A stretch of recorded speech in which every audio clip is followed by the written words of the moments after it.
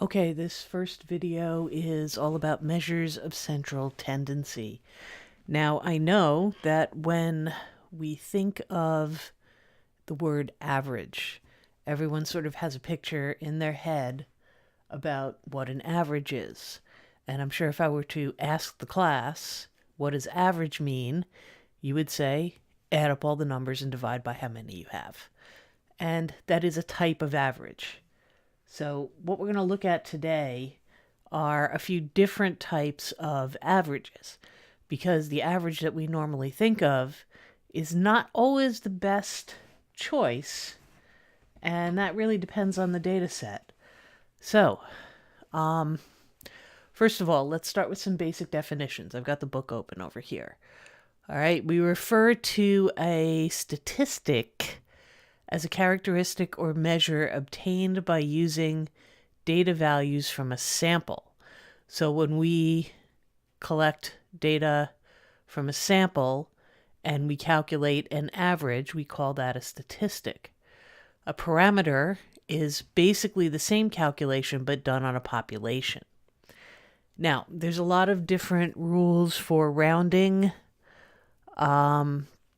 This book chooses to use 1 decimal more than the data. All right, so that's what we're going to use in this class, is 1 decimal more than the data. Okay, so let's start with what we normally think of as an average, and that is referred to as the mean.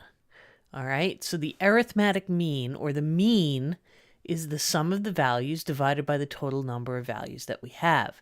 Now, there's a little bit of notation that we need, and I am going to write up here. All right, we use the Greek letter sigma, kind of a pointy E, to mean add up. All right, so that Greek letter sigma means add up what follows. We normally use X to represent the data. All right, so when I write sigma X, I mean add up the data.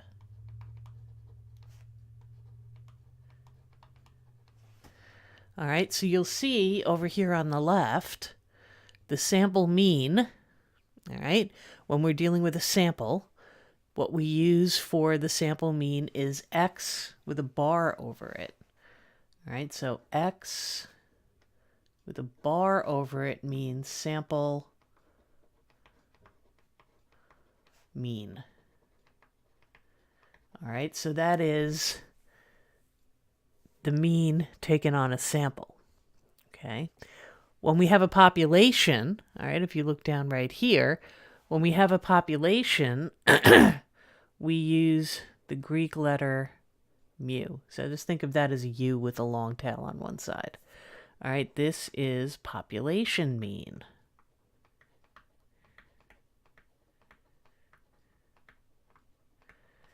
Okay. In terms of the actual, what do I have to do to calculate each of these? It's exactly the same.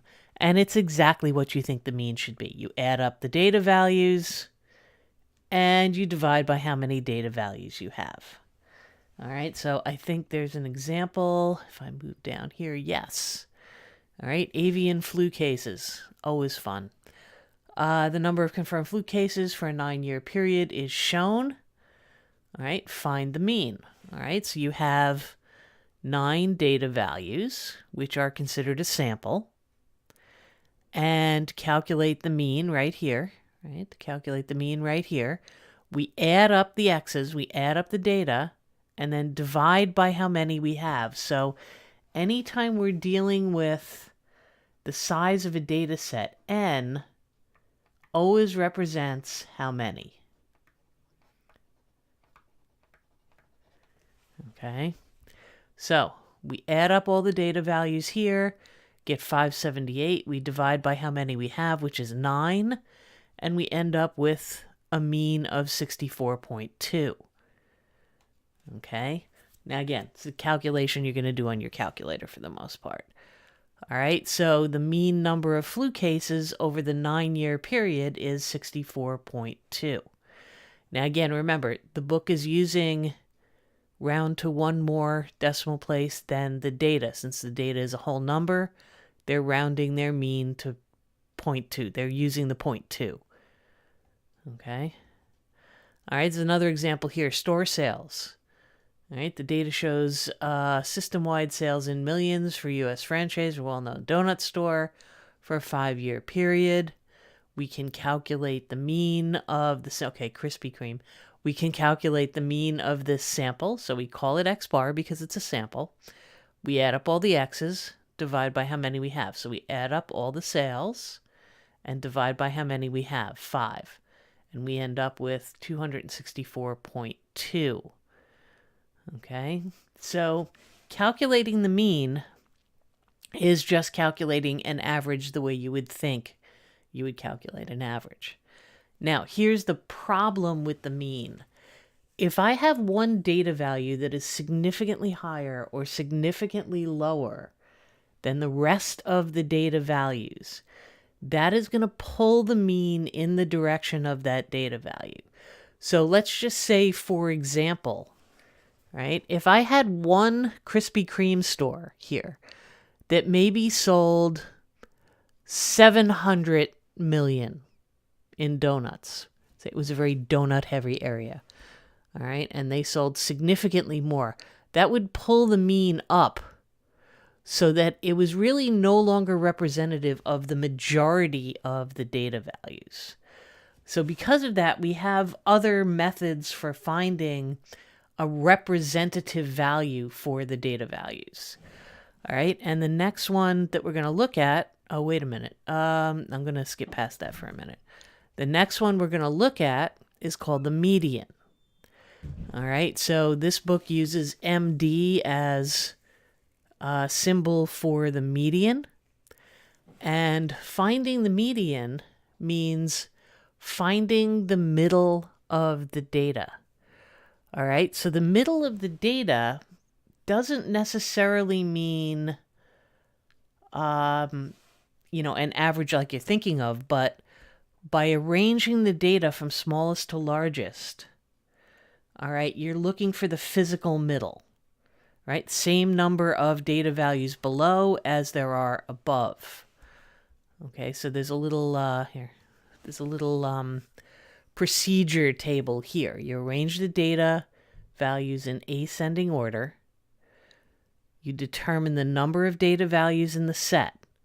All right, now that's either going to be an even number or an odd number. If it's an odd number, the middle data value will be a data value in the set. If it's an even number, you'll have 2 data values in the middle, and you simply take the mean of those 2.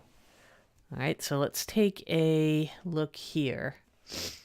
All right, so what is this? The data shows the number of tablet sales in millions of units for a 5-year period. Find the median of the data. All right, so we've got our tablet sales right here. We put the data in order. All right, so the smallest data value here, all right, over on the end, and then we put them in order. All right, now all I have to do now is count in, right? I've got 5. All right, so that means I count in 2 on this side, I count in 2 in this side, and this data value is sitting in the middle. All right, so you see right here, they're pointing at it. This data value is now the median. All right, so you would say the median number of tablet sales for the 5-year period is 108.2. All right, here, there's another example here. All right, this is the number of tornadoes that have occurred in the United States over an 8-year period. So we have 8 numbers in the list. All right, each number represents how many tornadoes have occurred. We put the data in order from smallest to largest. There's 8, so that means if I count in 4 from that side, right? I'm right here at 764. And if I count in 4 from this side, I'm here at 856. And notice there is no data value between those. All right, so that means my median is going to fall right between 764 and 856. All right, so in order to actually find out what that number is, I am going to average these two together. I'm going to find the mean of these two values. All right, so we take 764, add 856, divide by 2, and we get 810. So the median number of tornadoes is 810. Now, when we're dealing with quantitative data, right, numeric data that can be measured, like the number of tornadoes and stuff like that, all right, the mean and the median are the two most common measures of central tendency. We use the mean when we can. We use the median when the mean is not as accurate. And we'll see what that looks like in a few minutes. All right. Anytime you have a data set that has what's called an outlier, a value that is significantly higher or significantly lower than all of the rest of the data values in the set, the median is going to be your choice for a measure of central tendency.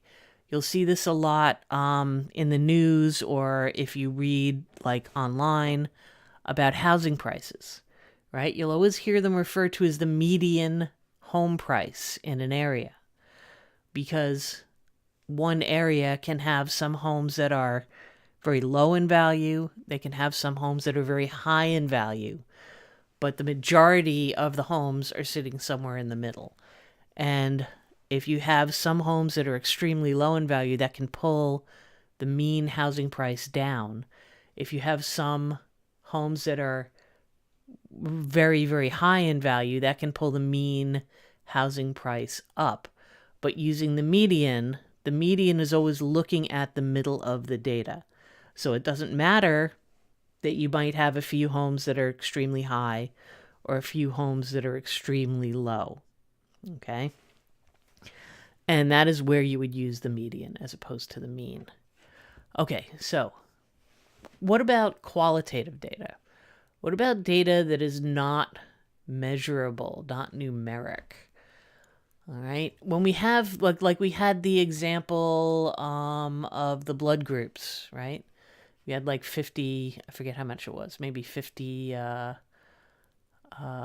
blood tests that were looking at blood type. All right. How would I talk about the average of that? Well, you can't really talk about the average of that the way we've been talking about the average of numeric data like this. So what we use is the mode. And what the mode is the value that occurs most frequently. All right, now the book has a couple of examples here with numeric data, but that's okay. All right, so let's see. The data shows the number of public libraries in a sample of 8. Find the mode. All right, so you're going to look through the data and see if any of it repeats. And in this case, you'll see here 77 happens twice. All right, and 77 is the only data value that happens more than once. Okay, so 77 occurs twice, a frequency larger than any of the other numbers, so the mode would be 77. Okay.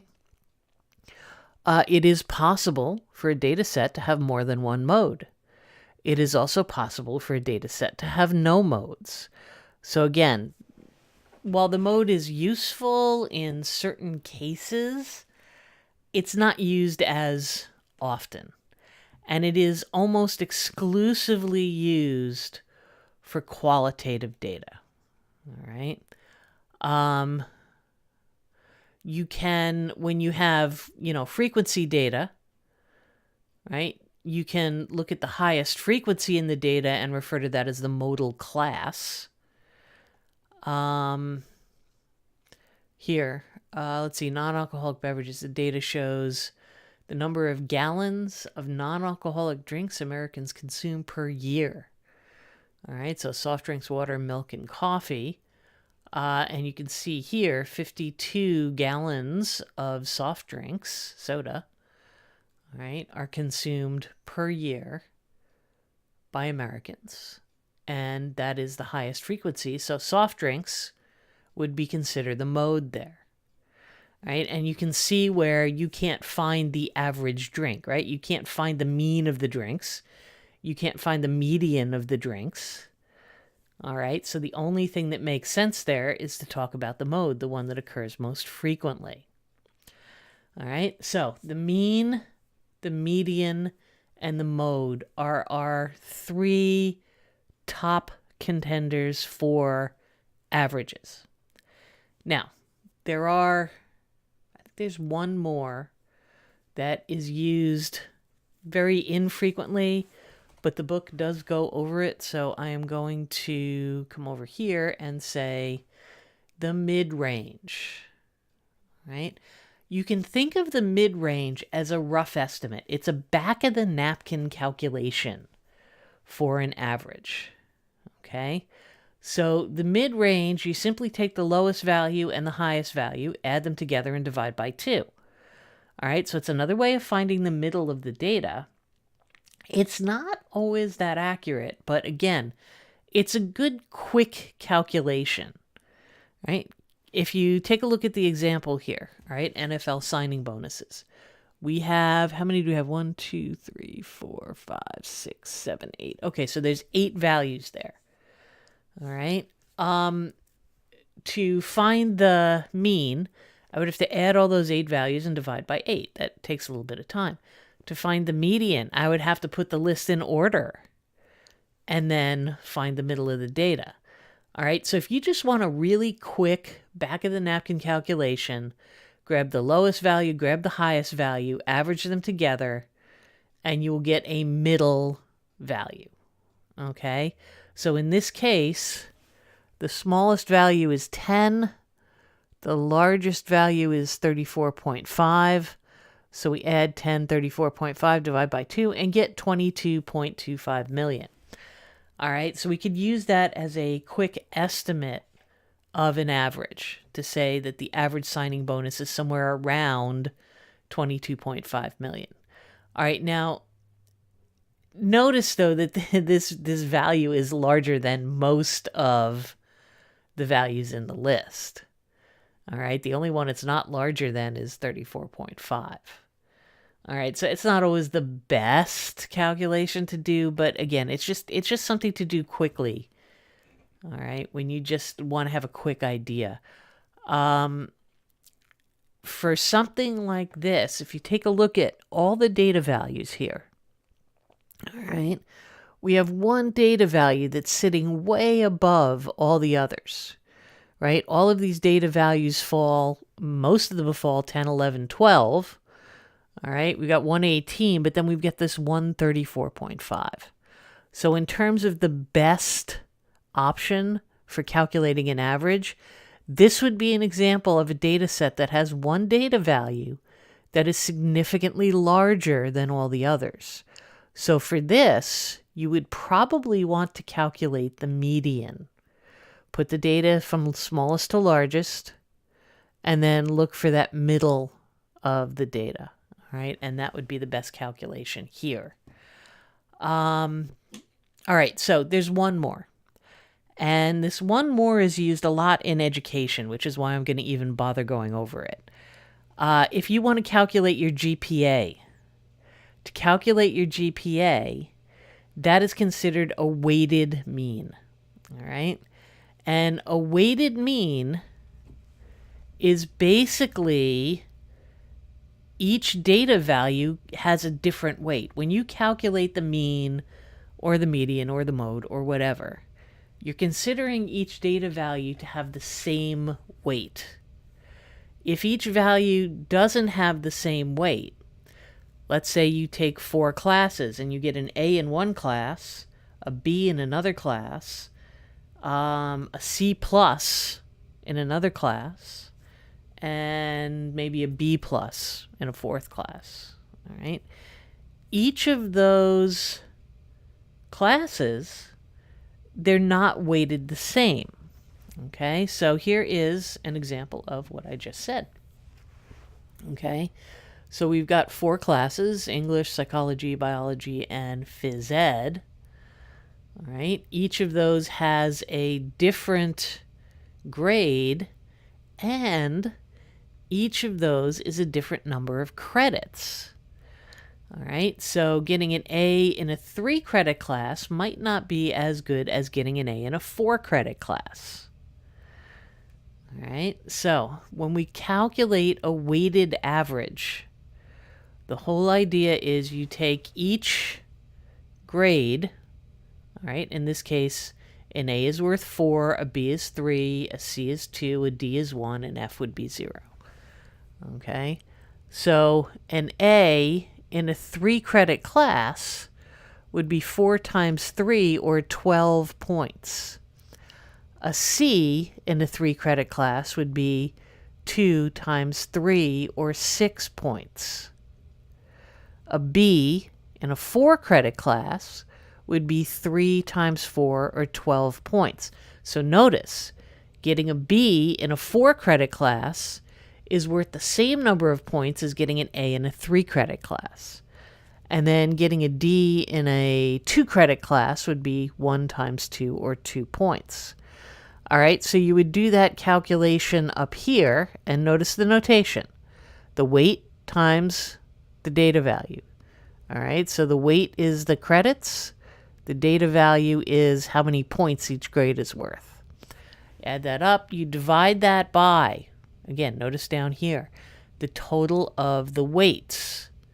All right, so this is 3, 6, 10, 12 credits. All right, so you would divide that by 12, and you would have a GPA of 2.7.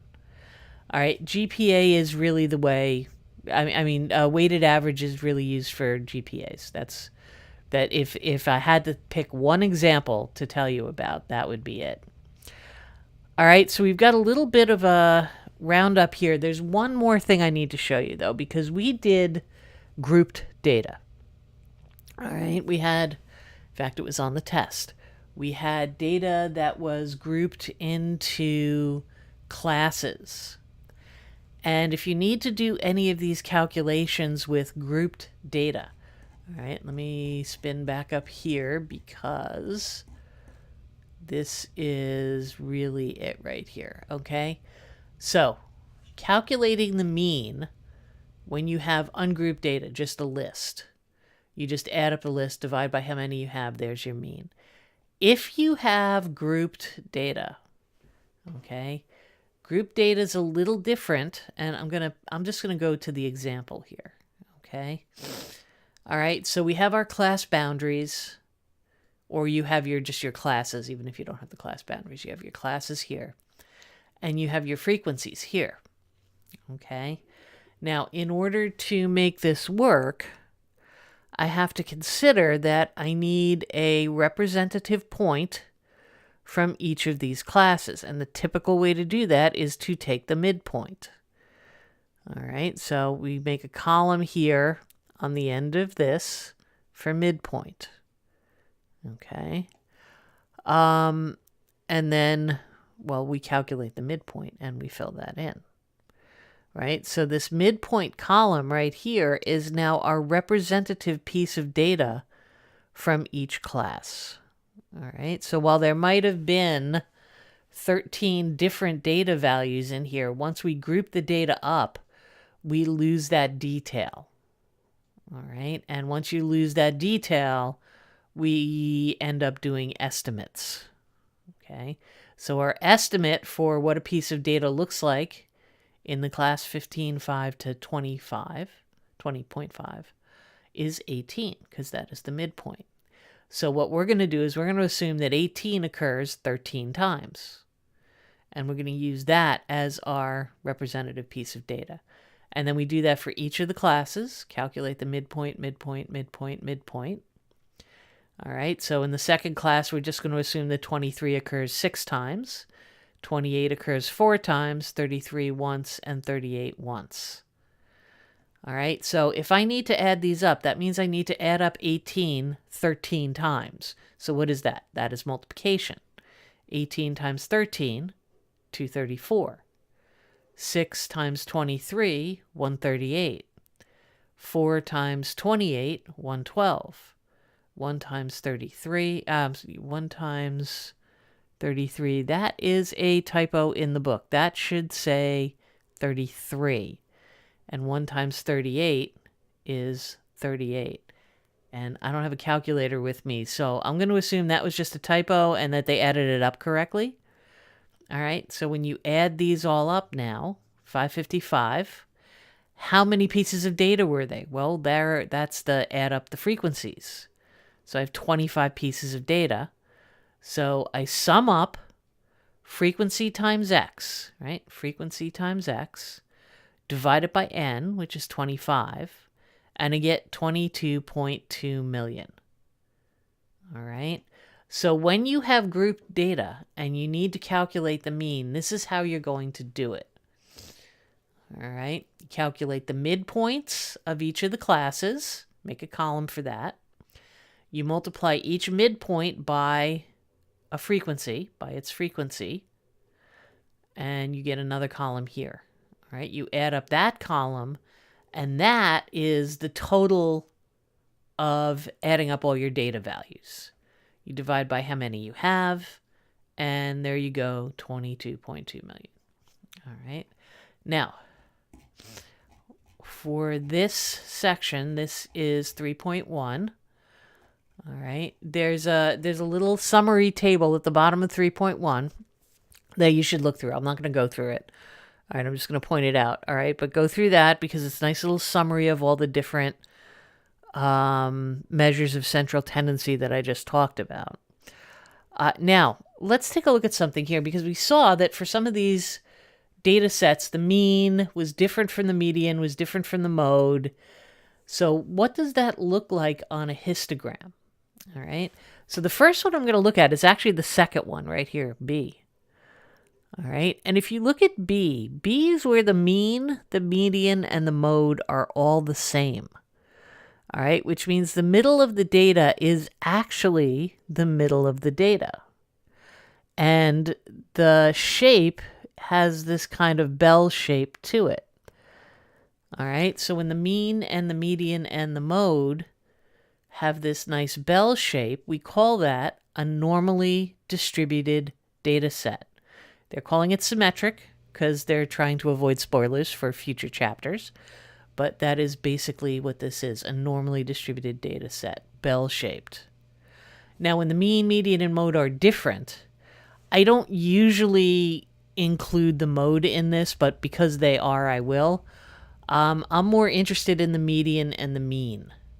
So when the median is higher than the mean, as in this particular data set here, all right, where we have a data set where a lot of the data is grouped up on the left, and there's kind of a long tail down here on the right.